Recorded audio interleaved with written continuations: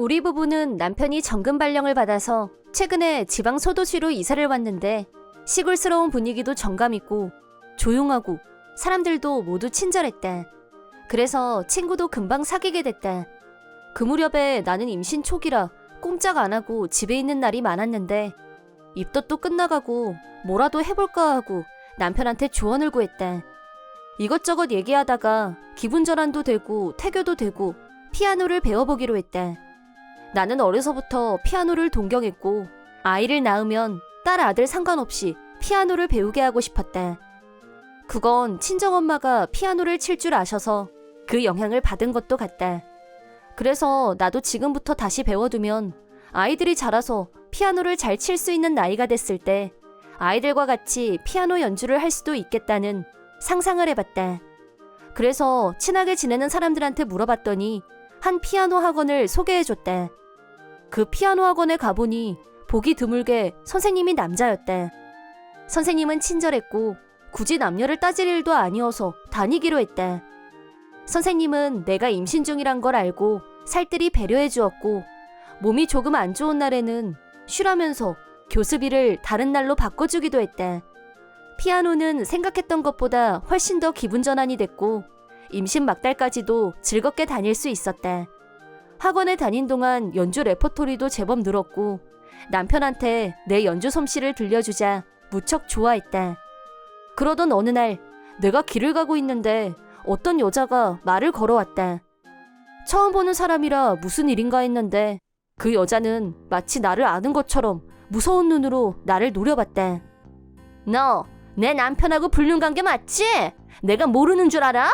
라고 소리를 질렀다. 무슨 말을 하는 건지 도무지 감이 안 온 나는 당황스러웠는데 우선 이 여자가 말하는 내 남편은 대체 누군지 얘기를 들어보니 여자가 말한 남편은 피아노 선생님이었고 그러니까 이 여자는 선생님 와이프인 거였다. 이 여자는 우리 둘이 밀실에서 불륜관계를 맺었다고 일방적으로 주장했는데 개인 레슨이다 보니 방 안에 둘이 있는 건 어쩔 수 없는 일이었다. 그리고 나도 멀쩡히 남편이 있는 여자고 더 솔직히 말하면 피아노 선생님한테는 피아노만 배울 뿐 남자로서는 전혀 내 취향이 아니었다. 하지만 나는 이런 식의 오해를 받은 경험이 많이 있었다. 정말 인정하고 싶지 않지만 예전부터 친구들한테 야하게 생겼다는 말을 많이 들어왔다. 학교 다닐 때도 모르는 여자애들이 찾아와서 나한테 남친을 뺏어갔다고 달려드는 일이 있었을 정도였다. 그래서 나는 내 얼굴을 별로 좋아하지 않았다. 남편을 알게 된 건 내가 사이클링에 푹 빠져 있을 때 사고가 나서 얼굴을 크게 다친 적이 있었다. 그때 담당 의사한테 얼굴에 상처가 남을 거라는 말을 듣고 너무 충격을 받아서 병실에서 한 발자국도 안 나가고 숨어 있었다. 하지만 간호사가 잠깐이라도 산책을 하는 게 좋다고 해서 어쩔 수 없이 나갔다가 다리 골절로 입원해 있던 남편을 만나게 됐다. 그때 나는 다친 데가 얼굴이라 붕대로 얼굴을 칭칭 감고 있었는데 남편은 내 얼굴을 제대로 볼 수 없었음에도 불구하고 나를 열심히 위로해줬다. 그렇게 조금씩 사이가 가까워지던 어느 날 내 얼굴도 제대로 보지 못했으면서 남편이 고백을 했다. 너무 놀란 나는 내 얼굴도 못 봤으면서 어떻게 고백을 할 수 있냐고 물었고 남편은 나는 네 얼굴이 아니라 네 마음에 반했어 라고 대답했다. 그 순간 이 남자라면 틀림없다는 생각을 하게 됐다. 그 후 기적적으로 얼굴에 상처가 남지 않았고 완치된 내 얼굴을 본 남편은 당신 같은 사람한테 나는 어울리지 않을 것 같아요 라면서 슬쩍 도망을 치려고 하길래 내가 꽉 붙잡아서 무사히 결혼까지 하게 됐다. 내가 이렇게 마음으로 좋아하는 남편을 옆에 두고 취향도 아닌 남의 남자를 건드리다니 천부당 만부당했다. 무엇보다 살면서 그런 짓을 해본 적이 없다. 하지만 이 여자는 내 말을 전혀 들으려고 하질 않았고 어쩔 수 없이 선생님을 찾아가서 대신 해결 좀 해달라고 말했다. 선생님은 정말 죄송하다며 와이프를 대신해 사과드린다면서 우리 남편도 같이 만나서 대책을 논의했다. 결론적으로 선생님이 자기 와이프한테 단단히 주의를 주겠다는 것과 나한테 접근하지 못하게 조치를 취하겠다고 했대. 또 선생님은 자기 피아노 학원에 계속 오는 건 위험할 것 같다면서 나한테 다른 학원을 소개해줬대. 이렇게 좋은 선생님하고 어처구니 없는 일로 작별을 해야 한다니 아쉬운 마음뿐이었지만 만에 하나 그 여자가 뱃속의 아이에게 해를 끼치기라도 한다면 그땐 돌이킬 수 없다는 생각에 학원을 바꾸기로 했대. 하지만 며칠 후 내가 혼자서 길을 가고 있을 때 그 여자가 다시 내 앞에 나타났대. 그 여자는 사람이 많은 길 한복판인 것도 상관하지 않고 네가 내 남편 꼬셨지? 불륜 위자료로 나한테 3천 가지고 와! 라면서 큰 소리를 마구 질렀대. 나는 사람들의 따가운 시선에 위축됐지만 필사적으로 절대 그런 일 없어요. 이 아이는 남편 아이예요. 당신 남편 아이가 아니라고요. 하지만 그 여자는 내 어깨를 엄청난 악력으로 잡아 흔들면서 거짓말하지 마. 내가 모를 줄 알아? 너랑 내 남편이랑 짝짝꿍이 맞아서 이러쿵저러쿵 하는 거 다 봤어. 짝짝꿍이라뇨. 피아노 배우러 간 것뿐이에요. 지금은 그만뒀고요. 학원에 안 오면 다야? 지금 그 뱃속에 내 남편 애가 있는데 난 아이도 못 갖는데 절대 용서 못해. 저 여기로 이사 온 지도 얼마 안 됐어요. 학원에 가기 전까지는 선생님하고 알지도 못했고요. 무슨 근거로 자꾸 우기시는 거예요? 아무리 논리적으로 따지려고 해도 여자는 완전히 꽂혀 있었고 여자의 망상은 집착적이고 눈빛은 무서웠대. 어느 순간 여자는 내 몸에 손을 뻗었고 있는 힘껏 나를 밀었대. 그러더니 네 뱃속에 아이가 태어나는 일은 절대 없게 할 거야 라고 하더니 나를 계단에서 굴러떨어지게 했대. 나는 계단 아래로 굴러떨어졌대. 불행 중 다행이라면 사람들이 많아서 계단 제일 끝까지 굴러떨어지지 않았다는 거였대. 하지만 그 충격으로 양수가 터졌고 구급차에 실려갔대. 천만다행으로 병원에서 응급처치를 받고 무사히 아이를 출산할 수 있었대. 병원으로부터 연락을 받은 남편은 단숨에 병원으로 달려왔대. 당신 괜찮아? 괜찮아. 아이도 무사해. 딸이야. 다행이다. 안도의 한숨을 내쉬는 남편에게 인큐베이터에 들어가 있는 딸아이를 보여줬대.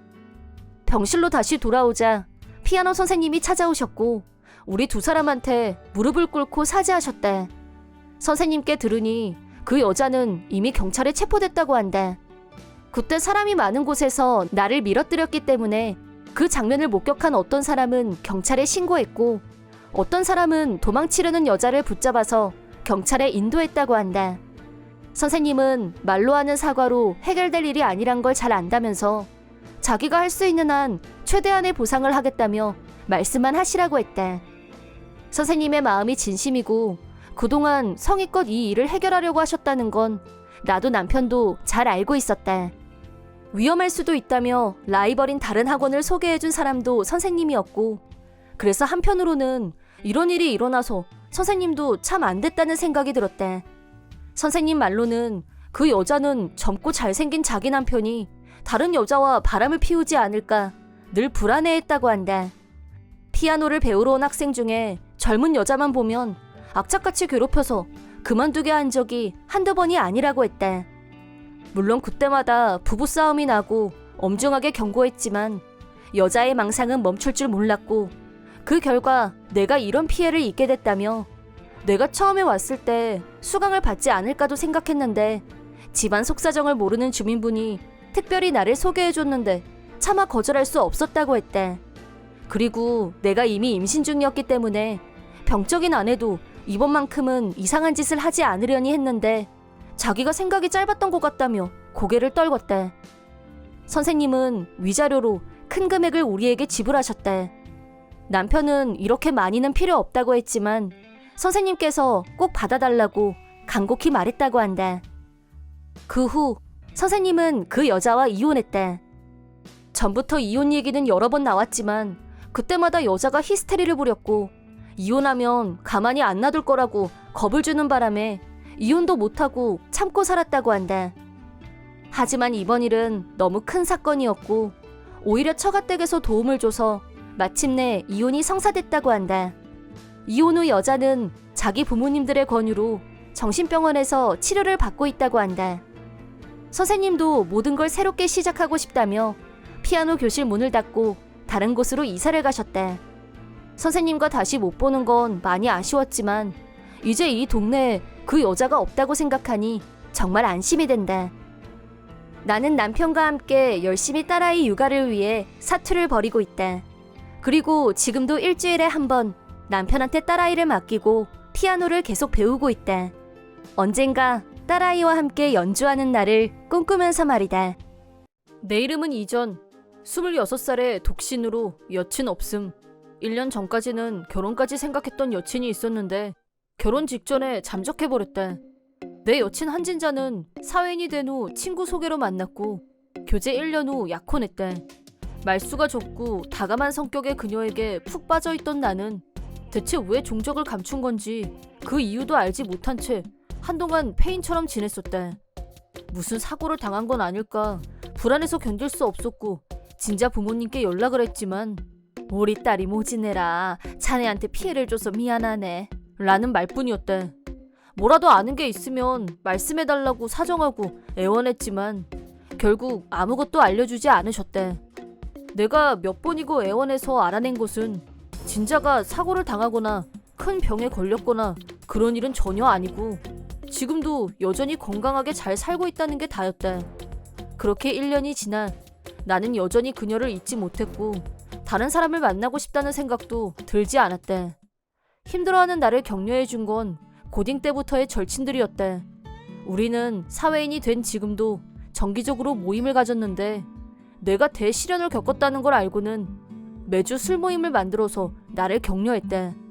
덕분에 조금씩 기운을 차리게 됐고 그러던 어느 날 청첩장 한 장이 날아왔다. 청첩장을 보낸 건 김고수라고 역시 고딩 때 친구였는데 지금은 직장 때문에 멀리 부산에서 살고 있었다. 평소처럼 절친들과 술 모임을 하고 있다가 고수한테 축하 메시지를 전달하려고 영상통화를 시도했다. 우리가 축하한다고 왁자지껄하게 떠들자 고수는 고맙다며 싱글벙글이었다. 친구 중에 한 명이 신부는 어떤 여자냐고 묻자 말수가 적고 다감한 성격이라고 대답했다. 그 말을 듣는 순간 다시 진자 생각이 났고 아슬아한 기억에 상처가 되살아났다. 고수의 신부는 낯가림이 심한 성격이라 고딩 때 친구들을 결혼식에 부르는 걸 극구 반대하고 있다고 했다. 그래서 신부한테는 아직 우리가 결혼식에 온다는 말을 안 했고 당일날이 돼서 말할 거라고 했다.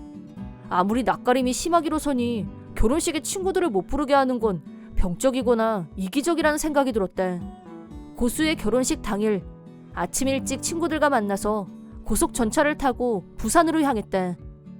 결혼식장에 도착하자 이미 친척들, 친구들 등 많은 하객들이 와 있었다. 특이한 점이라면 신부 측은 친척 친구를 포함해서 하객이 한 명도 보이지 않았다는 사실이다.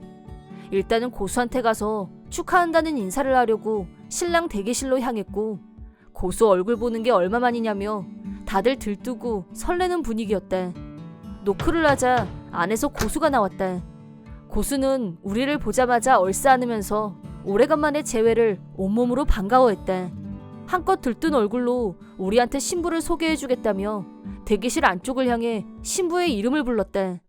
진자야, 고딩 때 친구들이 왔어. 나와서 인사하자. 진자라는 이름을 듣는 순간 설마 했지만 우연의 일치일 뿐 내 전 여친일 리가 없다고 정신을 가다듬었다. 하지만 우리 앞에 모습을 드러낸 고수의 신부는 틀림없는 내가 잘 아는 1년 잠적한 내 약혼녀 한진자였다. 충격이 너무 커서 정신을 잃을 뻔한 나를 친구 중 한 명이 부축해줬다. 고수는 표정이 왜 그래? 둘이 아는 사이야? 라면서 어리둥절한 얼굴로 나와 진자를 번갈아 쳐다봤다. 한진자는 안절부절 못한 표정으로 아직 준비할 게 있다며 대기실 안쪽으로 사라졌다. 나는 이 상황에 대해서 알고 싶었고 고수한테 두 사람이 어떻게 만나는지에 대해 물어봤다. 두 사람은 SNS를 통해 문자를 주고받은 게 시작이라고 했다.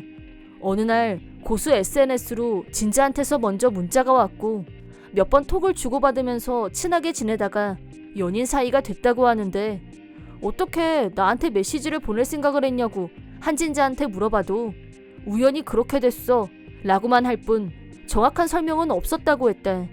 그때 내 머릿속에 한 가지 기억이 떠올랐다.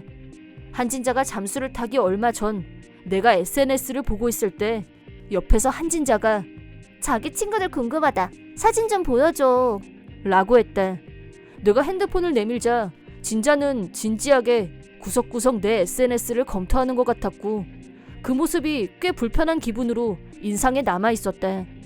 그렇다면 한진자는 내 SNS에서 고수를 찍었고 메시지를 먼저 보내서 환승연애를 한 게 분명했대. 하지만 왜 그런 짓을 했을까? 대체 왜?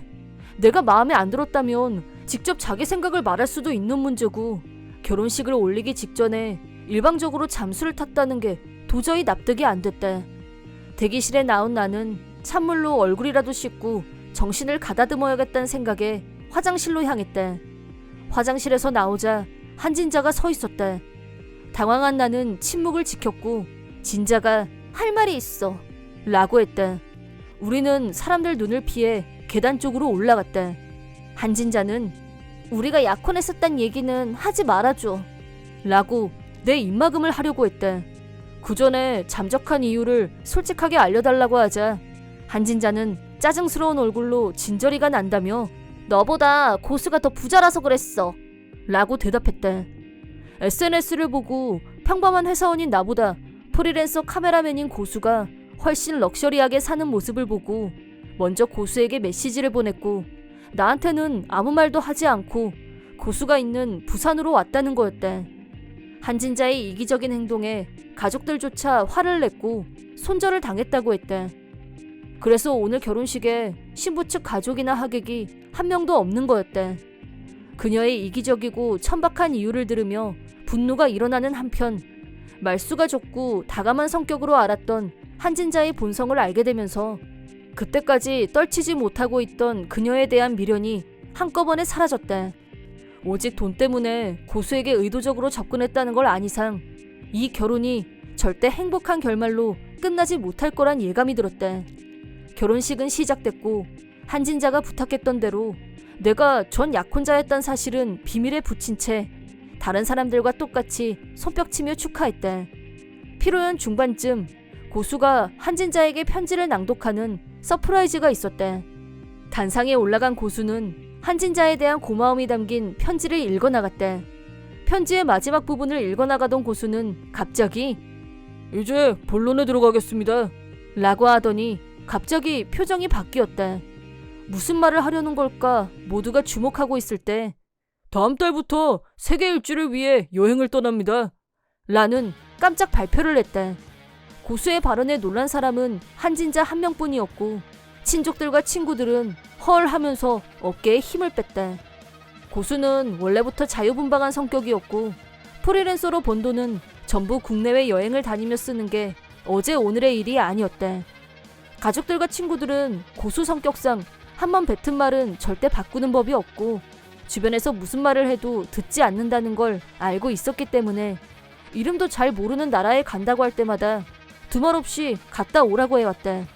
이번에도 고수를 말릴 수 있는 사람은 아마 아무도 없을 것이다. 고수의 편지 낭독이 끝나자 한진자는 흑빛이 된 얼굴로 지금 제정신이야? 라고 소리쳤대. 고수의 어깨를 잡고 흔들면서 결혼한 지 한 달밖에 안 됐는데 혼자서 세계 일주라니 말이 돼? 그럼 난 어떻게 생활해? 난 직장 다니기 싫어. 전업주부 못할 거면 결혼 안 할 거야 라고 열을 내는 한진자에게 고수는 자기 생활비 정도는 자기가 벌어야지 라고 응수했대. 완전히 열받아서 발광하는 한진자에게 고수는 전업주부가 꿈이었으면 이전이 같은 엘리트 회사원을 만나서 결혼했어야지 라고 하자 한진자는 대박 놀란 얼굴로 나를 쳐다보면서 엘리트 회사원? 이라고 혼잣말을 했대.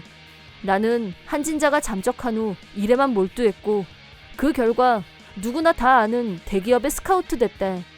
한진자는 나에 대해 새로운 사실을 알고 나자 고수를 향해서 고수씨하고 결혼은 없던 걸로 할래? 라고 말했대.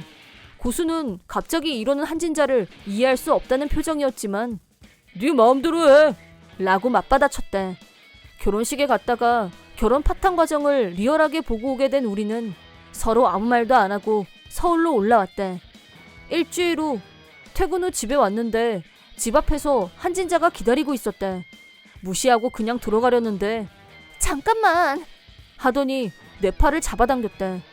그러고 나서 하는 말이 고수와의 일은 없었던 걸로 하고 나하고 다시 새롭게 시작하고 싶다나 어쩐다나 하길래 바로 퇴짜를 놨대. 그런데도 한진자는 너 아니면 안 돼. 제발 나랑 결혼해줘. 라면서 뻔뻔하게 매달리길래 약혼 중에 내 친구한테 환승연애를 냈고 정당한 이유 없이 일방적으로 결혼을 파탄낸 것에 대해서 위자료를 청구할 거라고 말해줬대. 한진자는 자기 뜻대로 안 되자 물러갔지만 서울로 돌아온 게 분명한 이상 위자료를 청구하기 위해 변호사를 찾아갔대. 한진자는 나한테 위자료를 지불했고 그 뒤로는 내 앞에 나타나지 않았대. 들리는 소문에 의하면 가족들에게 완전히 손절당한 한진자는 현재 술집에서 일하면서 괜찮은 남자를 잡으려고 애쓰고 있다고 한다. 고수는 세계 일주를 위해 출국한 후 한동안 국내로 돌아오지 않았다. 나중에 나와 한진자의 관계를 솔직히 털어놨는데 자기는 전혀 몰랐지만 절대 해서는 안 되는 일을 한 것 같다며 나에게 미안하다고 사과했다. 고수와는 서로 아무런 앙금 없이 지금까지 지내왔던 것처럼 앞으로도 좋은 친구로 지낼 수 있을 것 같아서 안심이다. 한번 결혼이란 관문 앞에서 좌절을 경험했지만 다음 파트너는 겉과 속이 똑같은 여자를 찾아서 같은 실수를 반복하지 말아야겠다는 다짐을 해본다. 내 이름은 반정혜. 남편 왕진상과 5살이 된 아들 현우와 셋이서 살고 있다. 남편은 평범한 회사원이었지만 어린애 같은 면이 있어서 내 남편이지만 의지가 되고 든든하다는 말은 차마 하기가 어려운 타입이다. 설마 아이가 태어나면 달라지겠지 하고 기대했었지만 달라진 것은 전혀 없었고 실망만 컸다. 최근에는 아들아이가 점점 말이 늘어서 제법 어른 뺨치는 말을 하곤 하는데 남편은 그걸 못 받아주고 같이 싸우자고 들었고 누가 애고 누가 어른인지 날이 갈수록 스트레스가 쌓여갔다. 백화점 고객센터에서 일하고 있는 나는 매일 오후 3시에 퇴근, 저녁장을 본 후 현우를 데리러 유치원에 가는 게 짜인 하루 일과였다. 집에 도착하면 집안일을 후다닥 끝내고 저녁을 지었다.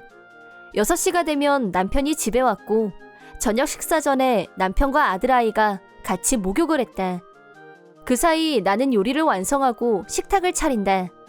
저녁 준비를 끝내면 아들아이가 목욕을 하고 나왔고 손으로 음식을 집어먹는 버릇이 있어서 항상 주의를 줘야 했는데 뒤따라 나온 남편이 아들아이와 똑같이 그냥 막 집어먹었기 때문에 아들아이에 대한 교육 효과가 제로였다.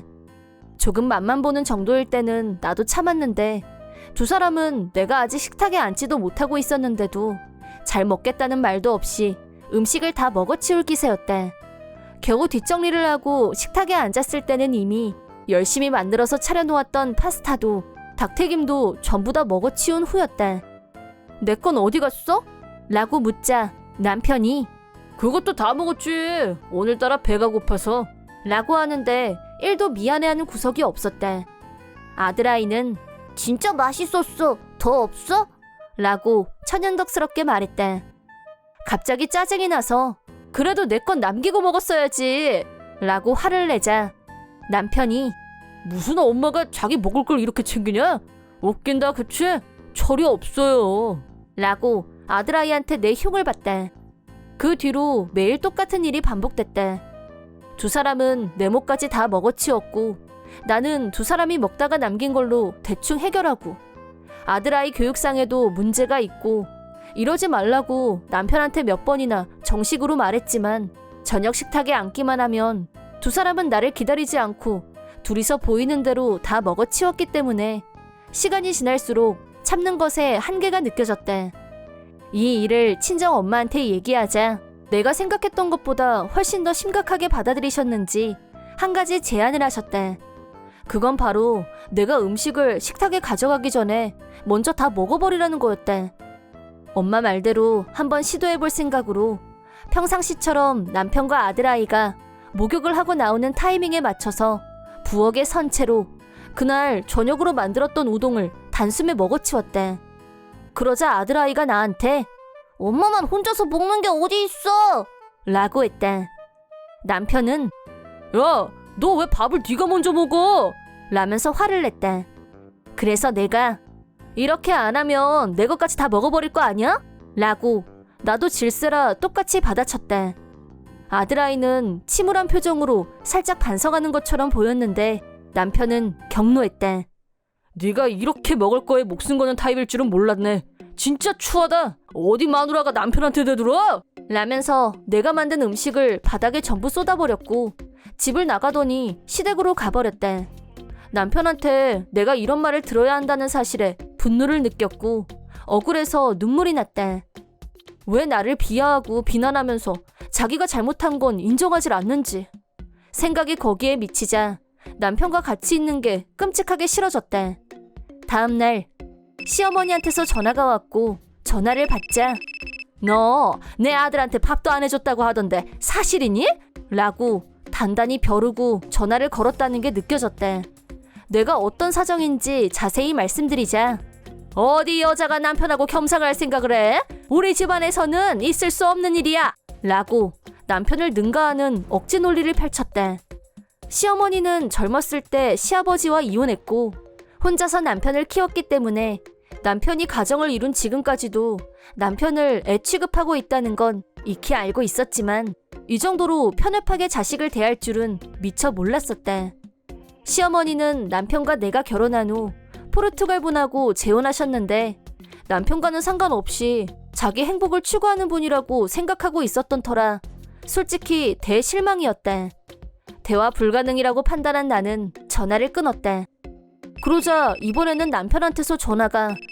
남편은 나한테 설교라도 할 생각이었는지 잔뜩 힘이 들어간 목소리로 어제 일은 반성하고 있는 거야?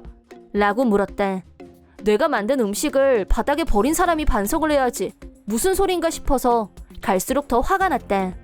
남편은 계속해서 잘난 척하면서 남편을 공경할 줄 모르는 마누라는 필요 없어. 이혼해. 이혼하고 싶지 않으면 남편이 먹기 전에 먼저 숟가락을 드는 탐욕스러운 행위는 반드시 고쳐야 한다는 거 명심해. 라면서 강압적으로 말하는 남편한테 나의 인내심도 바닥이 드러났다. 그래 알았어. 나도 당신처럼 유치하고 자기밖에 모르는 남자는 더 이상 필요 없어. 밥은 같이 먹는 거야. 그래서 식구라고 하는 거고. 그런 것도 모르면서 당신은 반성할 줄도 모르는구나.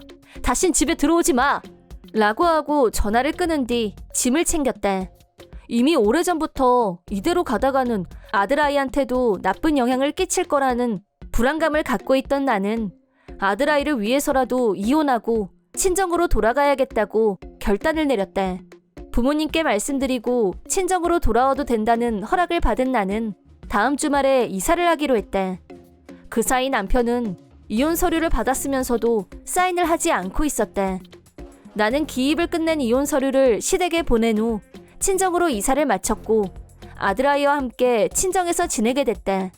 며칠 후 남편이 당황한 목소리로 전화를 걸어왔다. 남편은 이혼 서류가 들어있는 봉투를 열어보지도 않고 보관하고 있었던 모양인데 어쩌다 열어봤는데 내가 이미 기입을 한 걸 보고 놀라서 전화한 거였다. 너 이거 뭐야? 난 절대 사인 안 할 거니까 그렇게 알아! 라고 하면서 흥분했고 그런 남편에게 차분하게 나한테 이혼하자고 한 사람은 당신이잖아 라고 하자 남편은 그건 내가 겁주려고 한 말이지. 누가 진짜 이혼하재? 너 반성하라고 한 소리 아니야 라고 했다. 나는 진심으로 이혼을 원한다고 진지하게 말하자 그때까지 큰 소리 빵빵 치던 남편의 태도가 확 변했다. 금방이라도 울음을 터뜨릴 것 같은 목소리로 난 이혼하고 싶지 않아 라고 했다. 하지만 내 결심은 흔들리지 않았다. 저녁 식사는 같이 하는 거라고 몇 번이나 말했건만 조금도 반성하지 않았고 나를 무시하는 태도를 취한 남편한테 완전히 마음이 식어버렸다. 게다가 나를 협박하려고 이혼하자는 말을 꺼냈다니 정말 어처구니가 없어서 말이 안 나온다. 이제는 이혼하기 싫다면서 징징거리는 남편한테 빨리 이혼 서류 기입해서 제출하라는 말만 하고 전화를 끊어버렸다. 친정에서 살게 된 후로 아들아이는 남의 생각은 하지도 않고 자기만 먹는 게 나쁜 일이라는 걸 인식하게 됐고 식구들이 모두 식탁에 앉은 후 음식을 먹는 걸 배우게 됐다. 이렇게 당연한 일을 지금까지 가르치지 못했다는 걸 생각하면 어이가 없다. 남편한테서 매일 전하며 메일이 쇄도했지만 이혼 서류를 제출하지 않으면 변호사를 통해서라도 할 거라는 말만 전하고 착신 거부를 해버렸다. 그러자 한참 후 쉬는 날에 남편이 친정으로 날 찾아왔다. 남편은 울면서 제발 부탁이야. 그만 돌아와. 엄마가 포르투갈 요리밖에 안 만들어줘. 당신이 만든 요리 다시 먹게 해줘. 제발. 라면서 매달렸다. 그래서 나는 내가 만든 요리를 혼자서 다 먹어치우는 인간, 바닥에 버려버리는 인간한테 두 번 다시 요리를 만들어주는 일은 없을 거야. 당장 돌아가. 라고 하고 남편을 집 밖으로 내쫓았대. 남편은 현관문 밖에서 무릎을 꿇고 안 가고 버텼지만 엄마가 나가서 동네 사람들한테도 피해가 되는데 경찰을 불러야 갈래? 라고 하자 일어나서 조용히 돌아갔다. 그 후 어렵게 이혼이 성립됐고 나는 싱글맘이 됐지만 부모님과 아들아이 넷이서 행복하게 잘 지내고 있다. 남편은 우리가 같이 살던 아파트를 내놓고 시댁에 들어가서 시어머니, 포르투갈인 시아버지와 같이 살고 있다는데 포르투갈인 새아버지와 성격 불화로 스트레스가 많다고 한다. 게다가 시어머니도 지금은 아들보다는 재혼한 남편이 더 우선이었고 한국 음식 한 번만 먹게 해달라고 해도 절대 들어주지 않는다고 한다. 그러다 보니 내가 매일 만들어주던 음식이 얼마나 고마운지 깨닫게 됐고 후회가 밀려온다면서 이혼 후에도 끈질기게 미안하다는 메일을 보내왔다. 남편이 진심으로 반성하는 모습을 보면서 어느 정도 화가 풀린 것도 사실이지만 절대 재결합 같은 건 하고 싶지 않았고 남편과는 한 달에 한 번 아들아이와 만날 때 잠깐 만나는 정도이다.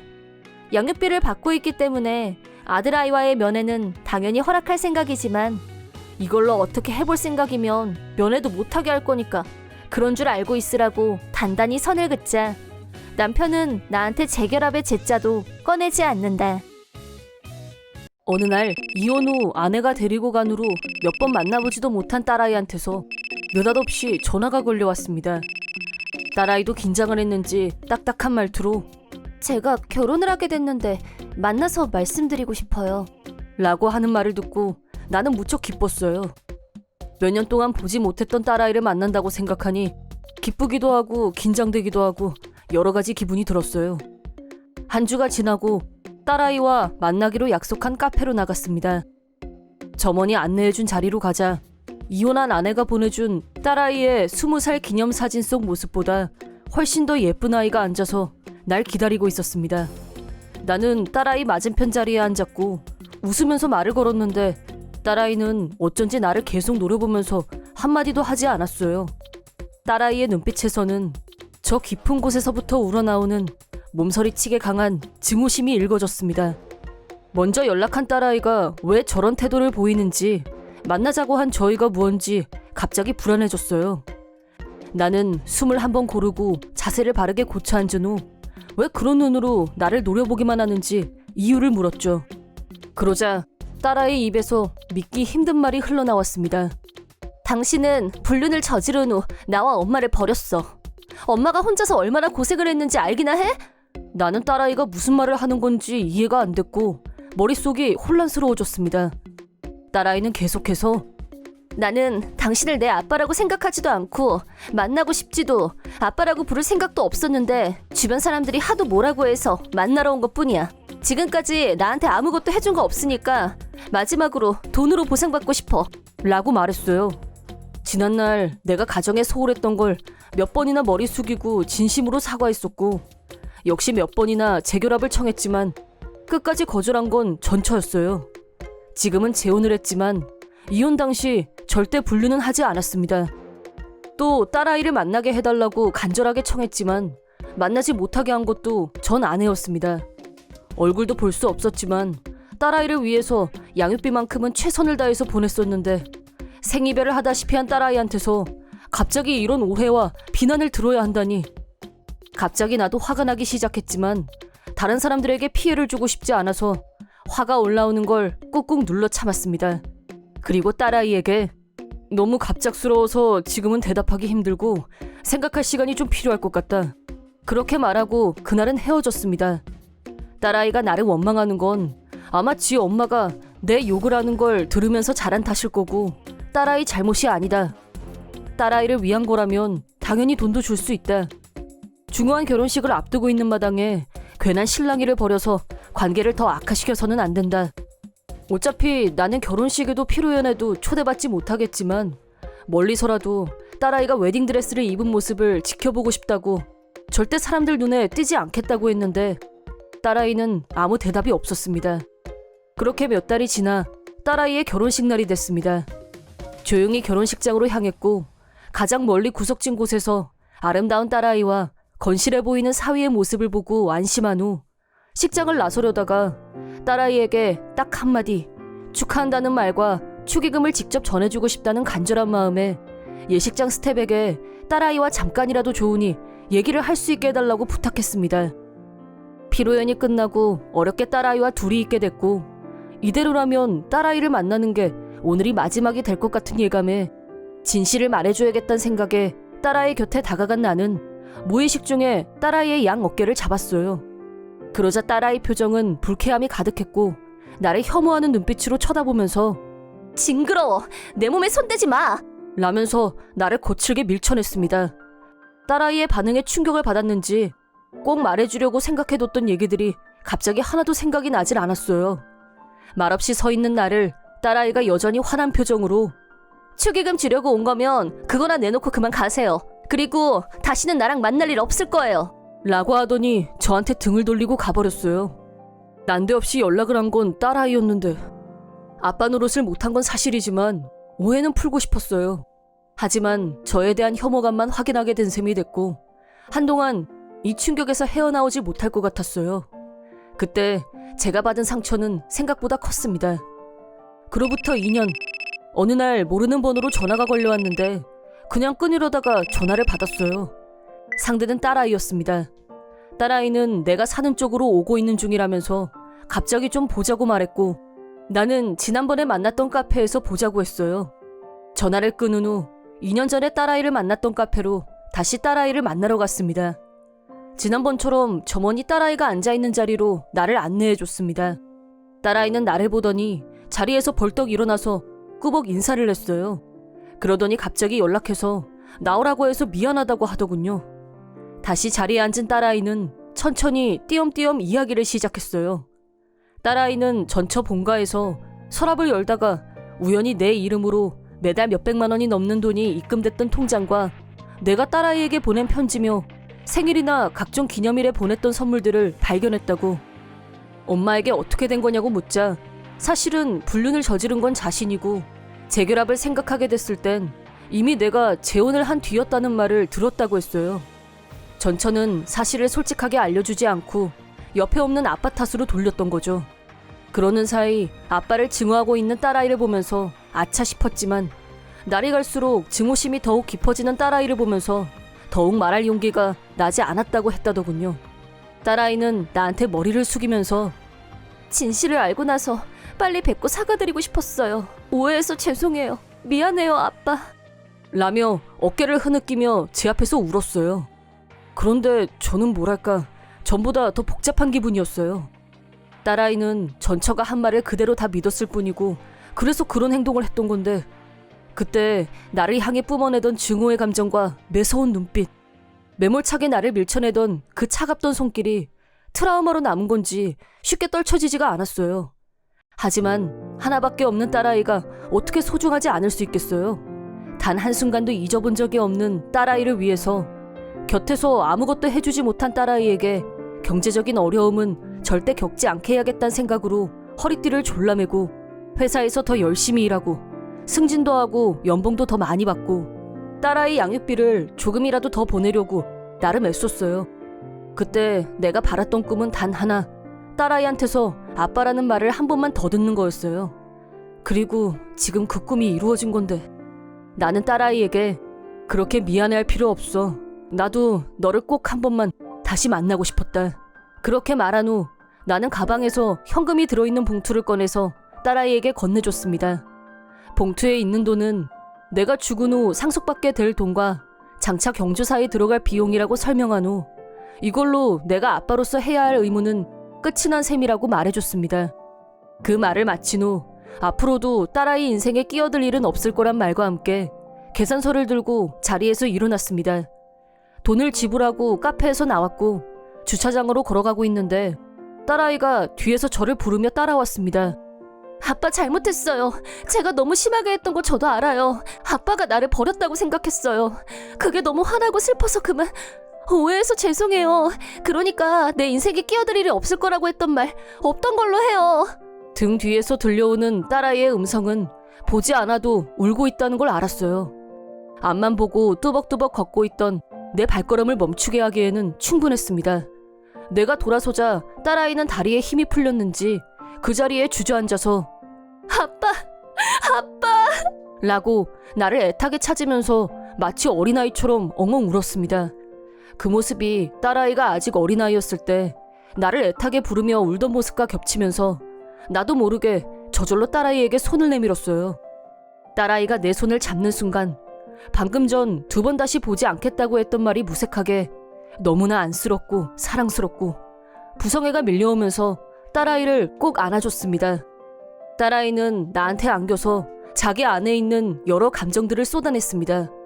엄마와 자기를 버린 아빠가 믿고 또 미웠지만 그래도 그립고 보고 싶었다고. 아빠는 왜 한 번도 연락을 하지 않을까? 나 같은 건 어떻게 되든 상관없다는 거다. 엄마한테도 말하지 못한 채 혼자서 그런 감정을 끌어안고 있었다고. 가슴 깊숙이 품고 있던 말을 듣고 나니 그동안 딸아이가 혼자서 겪었을 숱한 고민과 갈등이 떠올라 나도 모르게 눈물이 났어요. 그 뒤로 나와 딸아이의 관계가 어떻게 변했냐 하면 아빠, 저 왔어요. 그래. 어디 보자. 한번 안아보자. 어서 와요. 딸아이는 한 달에 한 번 정도 나와 아내가 사는 집으로 놀러 오고 있어요. 딸아이에게 거짓말을 하고 오해하게 만든 전처의 일도 용서하기로 했고 그러고 나니 딸아이와 편한 마음으로 만날 수 있게 됐어요. 결혼하고 3년쯤 지나 딸아이는 임신을 했고 그 사이엔 우리 집에 놀러 오진 못했지만 연락은 계속했고 출산할 때 찍은 영상을 보내줘서 손주 얼굴도 봤습니다. 출산하고 몸조리가 끝난 후 외출해도 된다고 하길래 딸아이 가족을 우리 집으로 초대했습니다. 딸아이는 여자아이를 출산했는데 보면 볼수록 딸아이를 쏙 빼닮은 게 어찌나 예쁜지. 재혼한 아내와 딸아이도 사이좋게 지내고 사위도 사람이 참 좋더라고요. 처음 딸아이한테 연락을 받은 후부터 지금까지 여러 가지 감정들을 맛보았습니다. 물론 고통스러운 절망감도 느꼈었지만 그런 일을 경험한 끝에 지금의 관계가 있다고 생각하니 그것도 반드시 거쳐야 하는 하나의 과정이었다는 생각이 드네요. 그래서 어찌됐건 제 결론은 지금 저는 너무나 행복하다는 겁니다. 내 이름은 이영희. 광고 대행업체에 다니고 있다. 나에게는 한진상이라는 남친이 있고 우리는 사내 커플이다. 남친은 밝고 쾌활하고 기본적으로 성격이 좋은 편이지만 약간 자기 중심적인 면이 있어서 가끔 나를 힘들게 한다. 특히 같이 밥을 먹을 때면 물어보지도 않고 내가 먹을 것까지 다 먹어치울 정도로 식탐이 강해서 같이 밥을 먹을 때마다 배려 없는 모습에 기분이 상했고 그게 다 스트레스로 쌓여갔다. 퇴근 후 같이 파스타를 먹으러 갔을 때의 일이다. 미트소스 1개. 그럼 전 명태알 크림소스요. 네, 알겠습니다. 이제 명태알 크림소스 맛있다고 SNS에도 올라와서 꼭 한번 먹어보고 싶었어. 그래? 난 스파게티는 무조건 미트소스야. 그때 점원이 내가 주문한 명태알 크림소스를 먼저 가지고 왔는데 남친이 완전 어이없는 짓을 했다. 우와, 진짜 맛있겠다. 이리 줘봐. 그러더니 아무렇지도 않게 내가 시킨 스파게티를 반 이상 먹어치웠다. 그래서 반반씩 나눠 먹자는 뜻이려니 하고 일단 참고 두고 봤는데 미트소스가 나오자 나한테는 한 입 먹어보라는 말도 없이 혼자서 다 먹어버렸다. 식당에 들어가서 먹을 때만 그러는 게 아니라 집에서 직접 만들어 먹을 때도 똑같이 굴었다. 오늘 메뉴는 햄버거 스테이크, 샐러드, 수프가 되겠습니다. 햄버거 진짜 맛있게 생겼다. 잘 먹을게. 남친은 자기 접시에 있던 햄버거를 순식간에 먹어치운 후 내 접시에 손을 대려고 했다. 뭐 하는 거야? 이거 내 햄버거거든? 내가 좀 먹으면 어디가 덧나? 너 다이어트 중이잖아. 누가 그래? 나 다이어트라고? 말을 안 해도 너 통통하잖아. 아직 시작 안 했으면 지금부터 시작해. 뭐 솔직히 대식가이면서도 빼빼 마른 남친에 비하면 내가 통통한 건 사실이다. 그렇다고 뚱뚱한 건 아니라서 내 몸매에 대해서 크게 신경 쓰고 있지는 않았는데 부적절한 남친의 발언에 짜증이 확 났다. 나 다이어트 절대 안 할 거야. 그러니까 내 햄버거에 함부로 손대지 마. 너 식탐 장난 아니구나. 식탐은 한진상 너지. 분명히 내가 기분 나빠하는데도 내가 뭐라고 하건 말건 무시하고 힘으로 내 햄버거를 차지하더니 한 입에 쏙 집어넣어버렸대. 햄버거를 꿀꺽 삼키고 나더니 만족스러운 얼굴로 젓가락을 내려놓았대. 아, 맛있게 잘 먹었다. 야, 잘 먹었다. 샐러드하고 스프는? 그건 네가 먹어. 나 야채 별로 안 좋아해. 한진상은 샐러드와 스프는 건드리지도 않고 햄버거만 날름 먹어치우더니 빈 그릇을 싱크대로 가져갔대. 한진상의 행동은 날이 갈수록 정도가 심해져 갔는데 내가 짜증을 내는데도 전혀 아랑곳하지 않고 혼자서 다 먹어치우는 일이 허다했대. 어느 날 둘이서 고기를 먹으러 갔는데 드디어 내 인내심의 한계점을 찍는 일이 발생했대. 일단 메뉴를 같이 골랐고 고기를 주문한 후 화장실에 다녀오려고 잠시 자리를 비웠대. 그런데 느낌이 쎄했고 후다닥 손을 씻고 얼른 자리로 돌아왔는데 역시 불길한 예감은 적중하고 말았대. 한진상은 혼자서 고기를 이미 굽고 있었고 아직 익지도 않은 고기까지 미친 듯이 입에 넣고 있었대. 조금 떨어져서 하고 있는 짓을 보고 있자니 내가 없는데도 주문한 고기를 한꺼번에 다 불에 올려놓고 씹지도 않고 삼키고 있는 꼴을 보자니 오만정이 다 떨어졌대. 나 먹을 건? 아, 배불러. 난 더 못 먹겠다. 계산할까? 그 말을 듣는 순간 앵그리 지수가 정점을 찍었고 더 이상 못 참고 한 소리 해주고 말았대. 너 걸신 들렸니? 어떻게 한 번을 안 빼놓고 내 것까지 다 먹어치워? 됐어. 너 혼자 잘 먹고 잘 살아라. 야! 먼저 가면 어떡해? 뭐에 삐진 거야 대체? 나는 한진상이 불러도 모른 척하고 고깃집에서 나와 집으로 와버렸대. 그러자 자기도 양심이 찔렸는지 다음날 회사에서 미안하다고 했대. 영희야, 어젠 미안했다. 난 네가 그렇게 고기를 좋아하는 줄 몰랐어. 진짜 의외였어. 누가 들으면 내가 고기 못 먹어서 환장한 줄 알겠네. 아무튼 내가 미안하다고. 미안해. 앞으로는 진짜 조심해. 마지막이야. 알겠어. 먼저 미안하다고 하길래 이번 한 번은 용서하기로 했대. 점심시간. 구내식당에서 점심을 먹으려고 하는데 한진상이 옆에 와서 앉았대. 나도 지금 점심시간이야. 우리 같이 먹자. 그러던가. 나는 닭튀김 정식을 시켰고 한진상은 돈가스 덮밥을 시켰대. 내가 막 젓가락을 들었을 때 한진상은 또 말도 없이 내 닭튀김을 먼저 먹기 시작했대. 역시 치킨은 늘 정답이야. 오늘 뭐 시킬까 머리 터지게 고민했잖아. 내가 조심하라고 좀 전에 말한 거 잊었어? 어? 그거 고기 먹으러 갔을 때 조심하면 되는 거 아니었어? 아니거든. 내가 먹기도 전에 말도 안 하고 네 거를 내 것처럼 먹는 거 하지 말라고. 야, 근데 네가 나보다 더 뚱뚱하잖아. 근데 이걸 혼자서 다 먹는 건 좀 아니지 않냐? 말 조심해. 당장 가서 닭튀김 정식 새로 주문해와. 그건 좋은데 돈은 네가 내라. 왜? 네가 내 거 먹었으니까 네가 내야지. 네가 이렇게 먹을 거에 집착을 하니까 살이 찌는 거 아니야. 그런 몸매로 다니면서 창피하지도 않냐? 구내식당에는 다른 사원들도 많이 있었고 다 아는 사람들인데 거기서 몸매가 어쩌고 굴욕을 당한 나는 너무 창피해서 눈물이 핑 돌았다. 그때였다. 우리를 아까부터 보고 있던 최강자 부장님이 성큼성큼 걸어오시더니 한진상 앞에서 멈추셨다. 최강자 부장님은 능력도 최강이었지만 깐깐하기로 유명했고 풍만한 체형의 소유자로 이를 제외한 다른 면에서는 한없이 자상한 분이었다. 모두가 무서워하는 최강자 부장님이 갑자기 자기 앞에 오자 한진상은 겁을 먹었는지 아무 말도 못했다.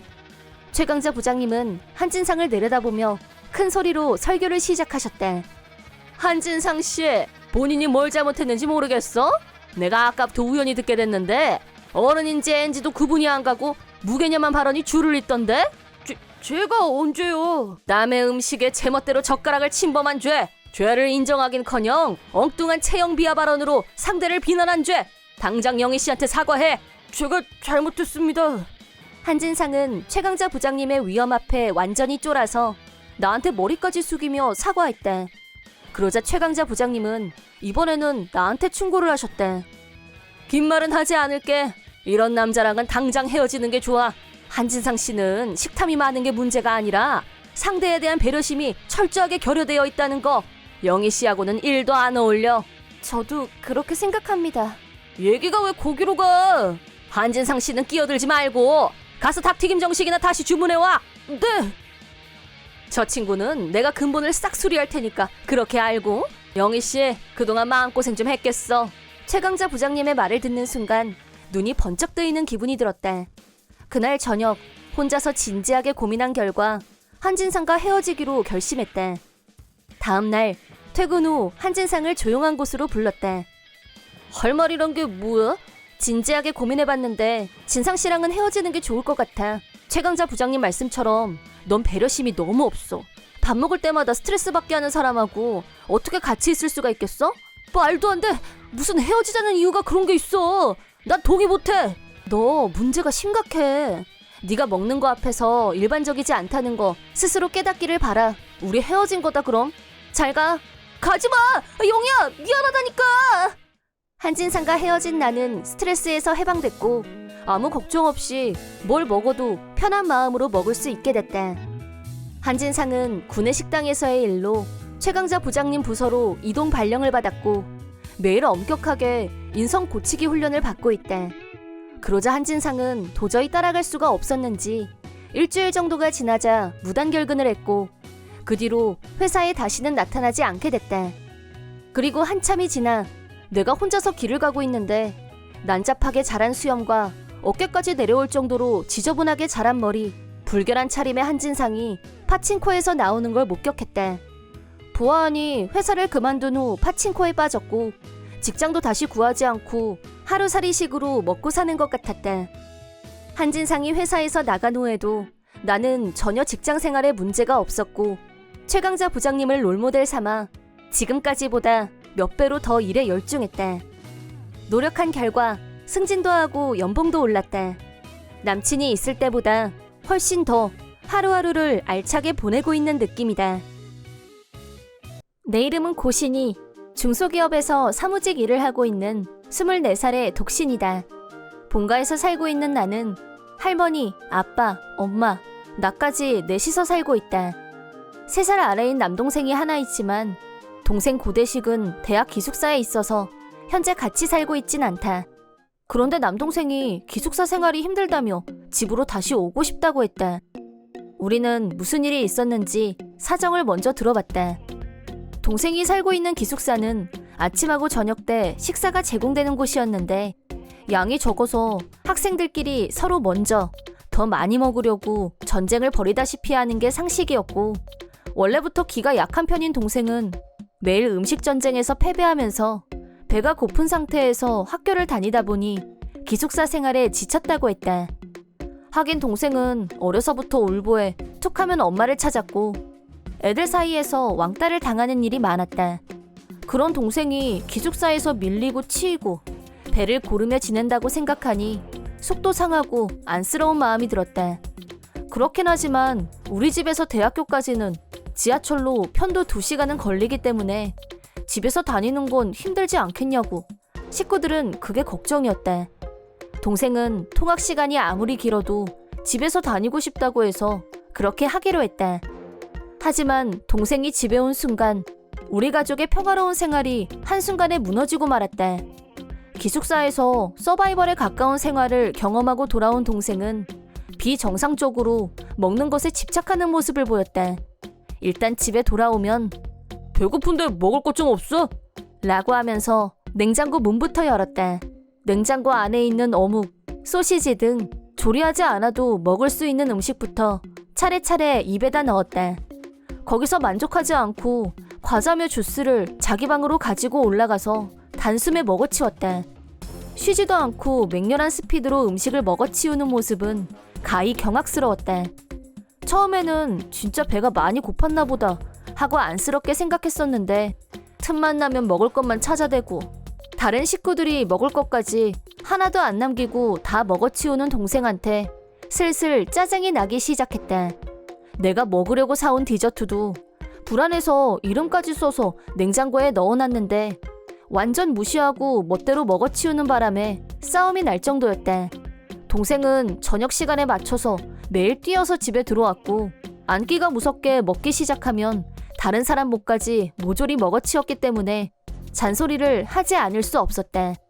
하지만 내가 따끔하게 다른 사람 거에 손대지 마 라고 해도 동생은 기분 나쁘다는 투로 먹을 때 걔도 안 건드려. 배고픈데 어쩌라고. 하면서 먹어치웠다.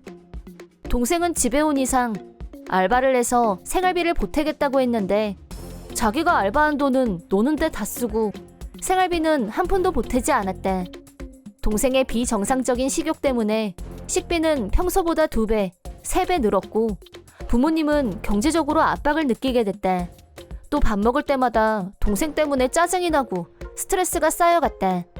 마침내 경로한 아빠가 동생한테 근엄하게 설교를 했는데 옆에 있는 사람들을 배려하지 않으면 너랑 같이 밥 먹기는 좀 힘들 것 같다. 라고 일침을 날린 아빠한테 동생은 반항하면서 여긴 내 집이야. 내 집에서 내가 먹고 싶은 거 먹고 싶은 만큼 먹는 게 뭐가 잘못이야? 그러더니 할머니 방에 가서 할머니가 조상님께 공양하기 위해 불단에 올려놓은 음식을 입에 넣었다. 아빠가 너 그만두지 못해? 라고 고함을 치셨지만 동생은 들은 척도 하지 않았다. 나도 같이 주의를 주자 여자가 밥 좀 작작 먹어. 멧돼지야. 라며 막말까지 서슴지 않았다. 너무 유치해서 대꾸할 기력도 상실하고 말았다. 그날 동생은 뭐에 씌었는지 집안을 샅샅이 뒤져서 먹을 수 있는 모든 음식을 먹어치웠다. 그날 저녁 동생을 제외한 가족 4명이 모여서 회의를 열었다. 나와 아빠는 동생을 당장 집에서 내보내자는 의견이었지만 할머니는 조금만 더 지켜보자고 하셨다. 예전에는 저렇게 먹을 것에 병적으로 집착했던 적이 없었고 지금 당장 내쫓는 거 말고도 동생을 깨달을 수 있게 할 수 있는 방법이 분명히 있을 거라는 게 할머니의 생각이셨다. 그리하여 우리는 동생에게 유예기간을 주되 새로운 작전을 시도해보기로 했다. 우선 냉장고용 열쇠를 설치, 비밀번호를 공유하되 동생에게는 알리지 않기로. 물론 냉장고를 마음대로 열 수 없게 된 동생은 격분했다. 우리는 동생의 반응을 무시하고 다음 작전에 돌입. 그동안 저녁 식사는 엄마가 만들고 내가 거들고 매일 집에서 먹었는데 우리는 과감하게 동생을 제외시키고 외식을 선택했다. 동생은 저녁 시간에 달려서 집에 왔을 거고 아무도 없는 집에서 먹을 걸 찾아 헤맸겠지만 할머니 방 불단의 공양도 부엌 수납장에 있는 과자며 간식거리도 다 치워버렸기 때문에 동생이 먹을 수 있는 음식은 아무것도 없었다. 외식을 하고 집으로 들어가자 동생은 우리를 기다리고 있다가 소리를 질렀다. 내 밥은! 라고 고함치는 동생에게 너 먹을 건 네가 해결해. 네가 애니? 라고 하자 벽을 팍 치더니 집에서 나가버렸다. 그렇게 며칠이 지난 후 사건이 터지고 말았다. 할머니 지갑에서 현금 20만 원 정도가 사라진 것이다. 처음에는 동생을 의심했지만 먹을 거에 눈이 뒤집히긴 했어도 할머니 지갑에 손을 대지는 않았을 거라고 생각했다. 그래서 부모님과 상의한 끝에 경찰서에 신고하기로. 그런 얘기를 하고 있는 와중에 동생이 학교에서 돌아왔다. 우리가 도난 사건으로 신고를 해야 한다고 하자 동생은 급 경직되면서 우리를 말렸다. 그 순간 범인은 동생이란 걸 직감했고 너무 기가 막혀서 슬프기까지 했다. 부모님도 나와 같은 생각이셨는지 엄마는 눈물을 글썽이셨다. 화를 낼 기운도 없었고 조용히 너 빨리 이 집에서 나가 라고 하자 동생은 다들 나만 빼고 외식했잖아. 먼저 잘못한 게 누군데? 나 왕따 시킨 거잖아. 라고 따지면서 잘못했다고 하기는커녕 식구들 탓을 했다. 아빠가 식탐이 지나치다는 점과 지갑에 손을 댄 점에 대해 훈계를 하자 음식은 먼저 먹는 사람이 임자지. 돈도 그렇고 관리 부족인 할머니한테 과실이 있는 거 아니야? 라고 했다.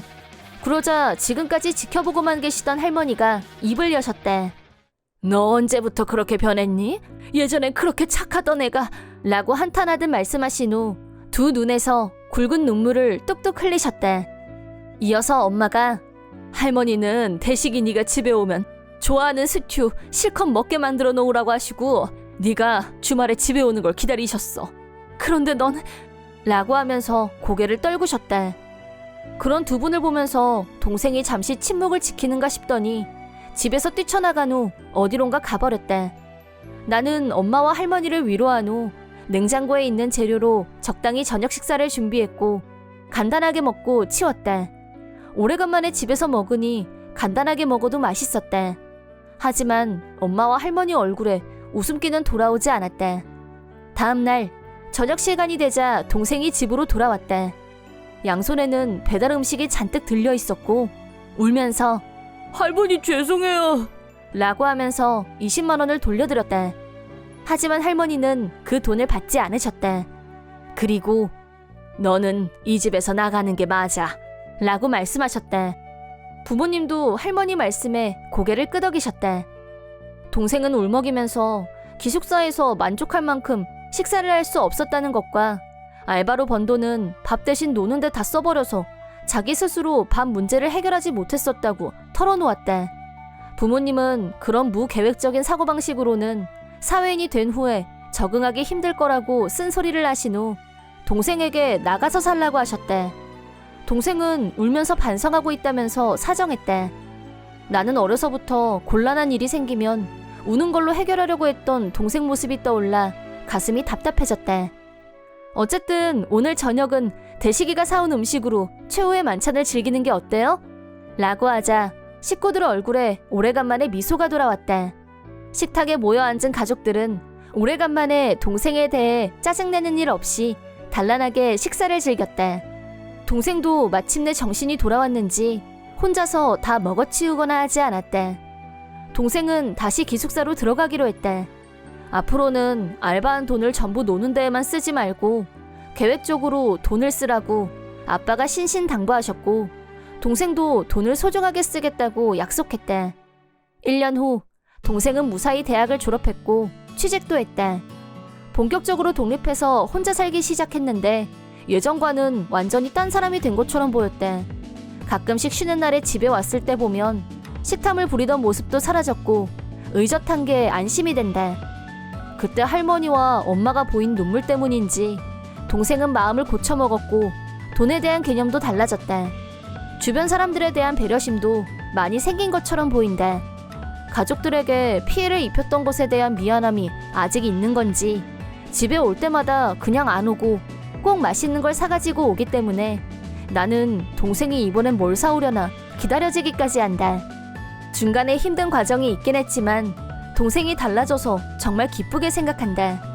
앞으로는 아무리 힘든 일이 있어도 식탐을 부리는 사람이 되지 않길 바랄 뿐이다.